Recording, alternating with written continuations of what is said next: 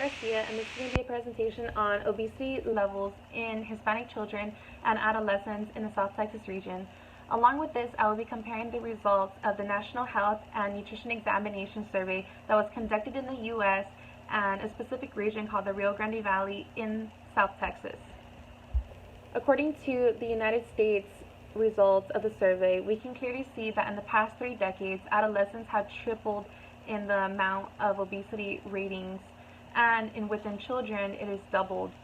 However, according to the results, we can clearly see that the Hispanic population or Mexican American population is leading in obesity rates as a whole, regardless of age and gender. Along with this, we can also see that areas that are predominantly low in socioeconomical statuses also are at higher risk of becoming obese. Now, with these 2 results in mind, we can see that areas that are predominantly Mexican American and Hispanic and contain low socioeconomical statuses or contributing factors, we can see that they're going to be at a higher risk and one of the major contributors to the overall obesity epidemic that's happening across the United States. This is why shining light onto regions such as South Texas, specifically going into specifics of the Rio Grande Valley, we can see that the health crisis is real, because according to the National Health and Nutrition Examination Survey, it's indicated that the adolescent population examined was 92% Hispanic and 78.9% fell below the federal poverty line. As time goes by, we can see an increase in boys and adolescent boys that go into 14.8% and 13.7% in girls that are going to be increasing in obesity levels.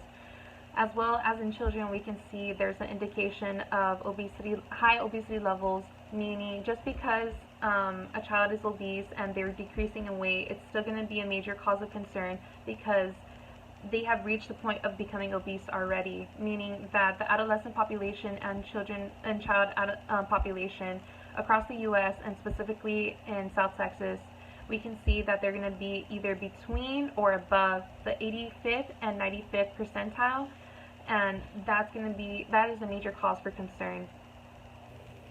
So the combination of these 2, we can see that the negative effects, but that does not mean that we can have positive methods and solutions to create a healthier lifestyle for these children and adolescents that are in an age group where they are more moldable and they can cause a difference by decreasing obesity levels as a whole, not only in areas such as South Texas, but in the United States overall. South Texas, specifically living in the Rio Grande Valley, we can clearly see that the majority of the population, almost all of the population, is going to be obese.